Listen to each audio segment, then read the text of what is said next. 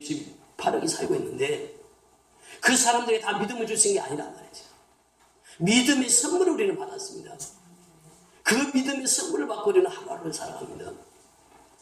그 믿음은 모든 사람의 것이 아니라 그 믿음의 사람은 어떤 사람이냐? 보세요. 5절 내려가서 보시면요. 주께서 너희 마음을 인도하여 하나님의 사랑과 하나님의 사랑. 믿음은 하나님의 사랑을 아는 사람이요. 하나님의 사랑을 깨달은 사람이요. 하나님의 사랑을 전하는 사람이요. 하나님의 사랑 가지고 사는 사람입니다. 여러분 이 세상이 왜 이렇게 냉랭합니까?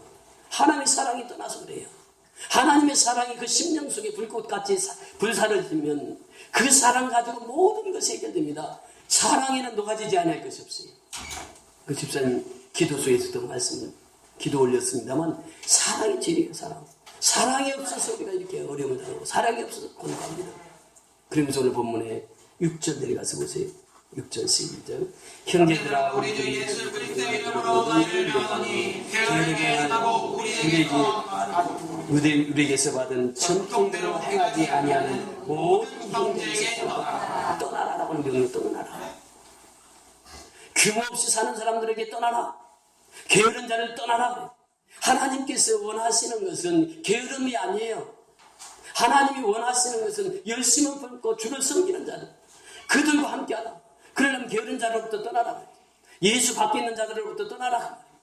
우리가 구약에서 보면은 구름기둥과 불기둥으로 이스라엘 백성들이 인도하셨습니다. 하나님이 책임진 것은 구름기둥, 불기둥 아래 들어온 사람이었습니다. 밖에 있는 사람은 상관하지 않았어요.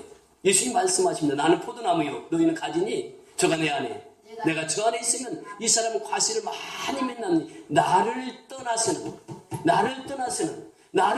너희가 아무것도 할 수 없는. 오늘도 역시 마찬가지입니다.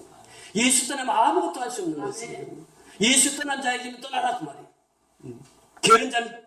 게으른 자에게서 떠나라. 열심을 품고 주를 섬기는 자와 가까이 하라.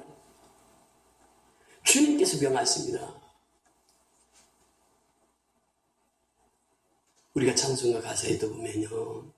주 안에 있는 나에게 딴 근심이 있으면 내가 주 안에 있으면 근심이 사라지는 거예요. 내가 주 안에 있으면 염려가 사라지는 거예요. 내가 주 안에 살면 주님과 동의하는 삶을 살게 되는 것이에요. 근데 내가 자꾸 주를 떠난 삶, 그러니까 게으러지는 거예요. 그 열심히 사라지는 거예요. 여러분 열심이라고 하는 것은 얼마나 중요한다는지 몰라요. 열심을 품고 주를 섬기는 거예요. 주님이 원하시는 삶이에요. 게으른 자와 같이 하지 말라. 게으른 자 떠나라. 그럼 11절에 들어가서 보세요. 11절에. 우리가 지금 대사는 그 정도돼요. 이 일을 하지 않고 게으르고, 근데 이 사람은 자꾸 일을 만들어가는 사람이에요. 이 사람들이 있단 말이죠. 바울은 그들에게 메시지를 전하는 거예요. 이 사람들에게서 떠나라. 그리고 주의 일을 열심을 품고 섬기는 그들과 함께 하라. 주를 사랑하는 그들과 함께 하라. 그들과 함께 전도하고, 그들과 함께 기도하고, 그들과 함께 사랑을 나누고, 이렇게 말씀하십니다. 그래서 바울이 자기의 속 심정을 내보이는 것이 바로 8절 이하입니다. 8절 보세요. 시작. 누구에 대해서든 이 음식을 자기가 다 성교비를 준다. 밤낮으로 일하면서 성교비 준 텐트 메이커라고 하는 것이 바로 그거예요. 바울은 전망일을 하면서 복음을 전합니다. 텐트 메이커. 그런데 이 사실에 대해서 그렇게 말씀하십니다. 중요한 것이 구절이 우리에게 권리가 없는 것이 아니라 구약의 모세오경에 보면 일하는 소에게 무엇을 씌우지 말라. 멍에를 씌우지 말라. 일하는 소에게는 먹을 걸 줘야 된다 말이죠. 우리가 소 부릴 때에 누가 굶겨서 소 부리는 거 봤습니까? 쟁기질 할 때에 소 굶겨가지고 쟁기질 하는 거 봤어요? 당연히 보게 돼. 그래 소가 힘을 씁니다. 쟁기질 하는 거예요. 그뿐만 아니라 예수님께서 친히 말씀하셨습니다. 일꾼이 삭을 얻는 것은 마땅하니라. 일꾼이 삭 얻는 것은 마땅해요. 바울이 선교에서 선교비 받는 거 마땅하다 그 말입니다. 그러면서 또 신명기 24장 15절에 두고 그 품삯을 당일에 미루고 당일에 주고 해진 후까지 끌지 말라. 우리 노동 현장에 가면 그렇잖아요. 지금도 일하면 그날 해지기 전에 품삯 다 받고 옵니다. 이것이 성경이에요. 지금 내일이 무슨 절입니까? 내일이 노동절이에요. 노동절. 노동이라고 하는 것은요, 신선한 것입니다. 하나님은 이 노동을 통해서 그 신성성을 우리에게 말씀해 주시겠는 거지. 땀 흘리는 것, 우리가 아담과 하와 이후부터 남자는 땀 흘려야 식물을 먹고, 땀 흘리는 건 하나님 뜻이라. 열심히 일해서 열심히 돈 벌고 그래서 열심히 나누고, 이것이 바로 웨슬리의 정신 아니겠습니까? 벌 수 있는 대로 벌어라. 그리고 이제는 버는 돈 가지고 나를 위해 저축하지 말고 하나님 나라에 저축해서 가난한 이웃들에게 나누라. 이것이 바로 하나님의 정신이라고. 오늘 이 바울은 그것을 지금 우리에게 말씀하시고 있습니다. 그게 권위 없는 게 아니에요. 받을 권위 있어요. 그런데도 불구하고 바울은 텐트 메이커를 자청해서 선교 활동을 했습니다. 우리가 지금 미얀마에 가서 할 선교도 바로 이 텐트 메이커들을 길러내는 것입니다. 요즘에는 선교도요, 스스로 자기가 자비랑 선교하지 않으면 선교할 수 없습니다. 그래서 우리가 그 초석을 다지기 위해서 다음 달에 이제 미얀마에 가게 됩니다. 텐트 메이커들을 길러내기 위해서. 그래서 그들을 통해서 전 세계 복음을 전하고자 하는 것이 우리의 뜻 아니겠습니까? 하나님께서 원하시는 것이 바로 그 일이라고 하는 것입니다. 그러면서 10절을 보세요. 10절 시작. 우리가 너희와, 이것을 우리에게 말씀하십니다. 그래서 이 사람들이 누구냐라고 하는, 이 사람들이 그 하나님 중심으로 사는 사람입니다. 하나님 중심으로 사는 사람은 게으르지 않습니다. 열심을 품고 주를 섬기는 자는 게으르지 않아요. 그들은 부지런한 일에서 자기가 버는 돈으로 또 남을 섬기며 살아갑니다. 이것이 바로 일하기 싫어하거든 먹지도 말게 하신 주님의 명령이죠. 하나님의 중심에 서 있는 사람은 어떤 사람입니까? 항상 하나님 먼저예요. 너희는 먼저 그의 나라와 그의 의를 구하라. 그냥 이 모든 것을 너에게 도와주리라. 하나님 중심으로 사는 사람은 항상 하나님이 예배해 두십니다. 그 길을. 창세기 22장에 보면 아브라함에게 백세에 난 아들을 하나님 바치라고 그래요. 그때 하나님은 아브라함은 아무 말 없이 그 아이를 데리고 모리아산에 오릅니다. 그래서 그 아이를 결박해. 이제 그 아이를 잡아서 하나님 앞에 번제를 드리려고 할 때, 칼을 뽑아서 이삭을 잡으려고 할 때, 그때 하나님이 소리칩니다. 아브라함아, 아브라함아. 거기까지 과정을 하나님이 보신 것이에요. 과정을 보시고 하나님께서 말씀하십니다. 내 뒤를 돌아봐라. 그 수풀에 양이 걸려있지 않냐. 그 양 가지고 재물 삼아라. 내 아이에는 손대지 마라. 그 아들이 누굽니까? 약속의 이삭 아니겠습니까? 하나님 미리 다 준비해 놓으셨어요. 그리고 하나님께서 시험하신 거예요. 그 시험에 아브라함이 통과됐을 때 그 아브라함을 믿음의 조상으로 쓰셨던 것을 보게 됩니다. 여러분, 하나님의 중심으로 사는 사람은 이와 같이 부활신앙으로 살아가는 것입니다. 아브라함에게 명했을 때 아브라함이 부활신앙을 가지고 있어요. 히브리서에 보면은 아브라함이 그런 믿음이 있었습니다. 이삭을 달라고 했으면, 이삭을 주면 하나님께서 죽이면 또 살려주시겠지. 이것이 바로 아브라함의 신앙이었던, 그 신앙을 보았던 거죠. 하나님 중심으로 사는 사람은 부활신앙으로 살아갑니다. 그래서 하나님의 중심으로 사는 사람은 먼저 그의 나라를 구하는 것이고, 부활신앙으로 부장해서 사는 것이요, 하나님의 나라를 확장하는 일에 자기 몸을 헌신하고 투자한 사람들입니다. 그래서 로마서 12장 1절에 보면, 그러므로 내 사랑하는 형제들아, 내가 하나님의 모든 자비하심으로 너희를 권하니 너희 몸을 하나님 기뻐하시는 어떻게 드리라고? 거룩한 산제물로 드려요. 산제물. 그러니까 산제물로 드린 사람은 항상 하나님 나라가 먼저입니다. 하나님 중심이 딱 서 있는 사람이에요.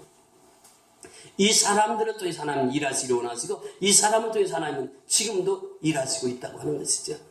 하나님의 말씀의 중심에 딱 선 사람은 항상 기도하는 사람이에요. 여러분, 스테반 보세요. 스테반은 돌에 맞아 죽으면서도 그 원수들을 향해서 어떻게 기도합니까?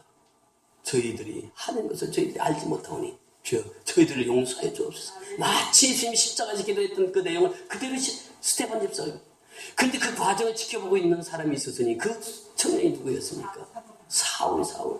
사울이 그 스테반의 순교 현장에서 순교하는 모습을 보면서 그때 예수를 만나고, 그는 거꾸로져서 사울이 바울이 되어서 세계 선교사로 쓰임을 받았던 것을 보게 됩니다.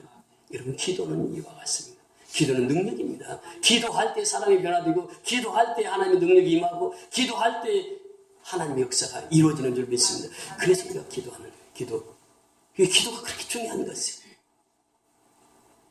보세요. 다 약점이 있는 자들입니다. 그 약점을 다 하나님 앞에 드러내놓고 솔직하게 하나님 앞에 나오는 거예요. 그러면 낙심하지 않습니다. 왜 선을 행하다 낙심하지 않아요? 정말 선을 행할 때 보면요, 매일 전도하시는 분이, 제가 한번 신방 끝나고 이제 그 NC백관님 그 앞에 있는 공원에 갔습니다. 그 공원에 갔더니 금방 누가 티밥을 먹고 있는데 보니까 우리 선교연합교회야. 얼마나 반가운지 누가 금방 이게 주고 간 거예요. 그래서 막 저 찾아보니까 누군지 내 짐작은 하지만 누군지 찾을 수가 없더라고. 근데 그분들이 이 티밥 먹고 있는 걸 보면서 내가 얼마나 감사했는지. 그분이 하루에 5번씩 교회를 찾아와서 기도하시고 가시는 분이. 그 얼마나 은혜스럽습니까? 그러니까 또 이번에 또 딸까지 전도해가지고 오셨는데 열정이 있으면요, 은혜 받으면요, 정말 하나님 앞에 온 시간 다 바치고 그 일이 그렇게 즐거운 거예요. 그 교회가 오는 게 그렇게 좋은 거예요. 오면 그렇게 기뻐하시고 그렇게 전도하시고 이게 뭐냐면 은혜 받은 자의 삶이에요. 하나님이 원하시는 것은 그 선을 행하기를 원하시고 근데 그 선을 행하다 낙심하지만 끝없이 베품이라고 하는 것은 좀 주고 말면 그 베품이 아닙니다. 끝까지 그 영혼이 돌아올 때까지 계속해서 우리가 섬겨야 돼요. 이것이 하나님께서 우리에게 주신 말씀입니다. 자, 14, 15절 같이 보십니다. 14, 15절 시작. 누가 이 선지 한 우리만을 순종하지 아니하거든 그 사람을 사귀지 말고 그러나 원수같이 생각하지 말고 형제같이 권면하라. 형제같이 권면. 왕따시키라는 말이거든요. 게으른 사람 왕따시키라. 그 스스로 그 부끄러움을 통해서 깨닫게 하라. 그런데 그들을 어떻게 대하라고요? 원수같이 대하지 말고 어떻게? 형제같이 대하라고요. 형제같이. 여러분 일을 해야 됩니다. 하나님께서 주신 일은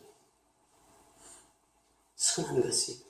예수님께서 말씀하시거든요. 아버지도 일하시니 나도 일한다 그래요. 예수님 일하시잖아. 우리도 일해야 돼요. 일 중에 선한 일이 무엇입니까? 복음을 전하는 일이에요. 생명 살리는 일이에요. 이거부터 소중한 일이 없습니다. 우리의 은혜 받으면 제일 먼저 나타나는 현상이 무엇입니까? 기쁨이 와요. 감사가 넘쳐요. 구원의 감격 속에 살아갑니다. 그 기쁨을 이웃에게 나눕니다. 이것이 전도예요. 내가 은혜 받지 못하면 전도하라고 해도 전도 안 됩니다. 이게. 내가 은혜 받아야 전도하는 거지. 내가 은혜 받아야 섬기는 거지. 내가 은혜 받아야 이웃을 돌보는 거지. 이 알버이트 슈바이츠 박사 보세요. 그 은혜 받으니까 아프리카 밀림지대로 가는 거예요. 가서 그곳에서 환자들을 돌봅니다. 오두막집에서. 철학 박사요, 신학 박사요, 의학 박사요. 3가지 박사학위 받은 그 알버트 슈바이트 박사가 그 아프리카 흑인들을 치료합니다. 한 번은 영국에서 본국에 제 집에 돌아오는데 기자들이 그들 알았어요.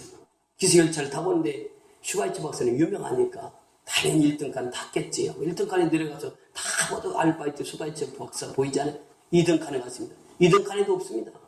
3등칸에서 나오는 거예요. 기자들이 우르르 달려가서 묻습니다. 아니 박사님 어떻게 3등칸을 타고 오셨습니까? 그러니까 그 박사님 하신 말씀이 뭐라고 그래요? 4등칸이 없어서 3등칸을 탔습니다. 4등칸이 없어서. 그러면서 그분은 평생 이렇게 섬김의 사역을 했습니다. 우리 장기려 박사님도 역시 마찬가지잖아요. 부산에 북한에서 그 평양대학교 나와서 평양의과대 그 교수까지 하던 분이 6.25 때 이제 내려오셔서 부산에 가서 그 교수를 펴면서 그 어려운 이웃들에게 돈이 없는 이웃들에게 그 보건병원 초대 원장이 하셨잖아요. 그분이. 그러면서 그분이 의료보험 나오기 전에 먼저 그 의료보험 그것을 그분이 스스로 시작했던 분이. 그러면서 돈 없어서 병원에 온 사람들 한 번은 그 농부가 돈이 없어서 수술했는데 병원비가 없는 거예요. 퇴원을 할 수가 없는 거예요. 그 밤에 찾아왔어요. 원장실에. 박사님 저 돈이 없습니다. 내일 모레 모내기를 해야 되는데 나 이거 병원에서 나가야 되는데 돈이 없어서 못 나갑니다. 그러니까 원장이 얘기를 한 거예요. 내가 뒷문 열어놓을 테니까 그리 나가라고. 그리고 그 다음날 회의를 합니다. 회의를 하면서 이 발끝 뒤집어졌잖아요. 돈 안 내고 한 환자가 도망을 갔으니까. 근데 원장은 자기가 다 알고 있죠. 자기가 다 도망가라고 했으니까. 나중에는 그 병원에서 그 병원비 다 하기로 하고 그렇게 평생 동안 남을 섬기며 살았던 장기려 박사님. 이 뭐냐면 우리는 일을 해서 남을 섬기는 그 삶을 계속 살아가야 될 줄 믿습니다. 우리 선교연